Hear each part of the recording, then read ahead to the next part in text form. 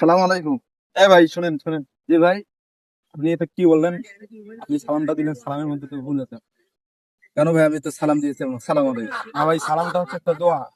আপনি যেভাবে সালাম দিচ্ছেন এভাবে দোয়া হবে না, বরং অর্থ পরিবর্তন হবে, অর্থ ও বিকৃত হয়ে আচ্ছা। যাবে। এই জন্য সালামটাকে সুন্দরভাবে দেওয়া দরকার। তাহলে ভাই সালামটা কি রকম হবে? সালামটা হবে আসসালামু আলাইকুম, আর তার উত্তরে হবে ওয়ালাইকুম আসসালাম, অথবা ওয়ালাইকুম আসসালাম। আচ্ছা আর পরিপূর্ণ সালাম হচ্ছে সালামু আলাইকুম ওয়া রাহমাতুল্লাহি ওয়া বারাকাতুহু। আচ্ছা। ইনশাআল্লাহ ভাই, সামনে থেকে দেখা হলে শুদ্ধ করে দেবো।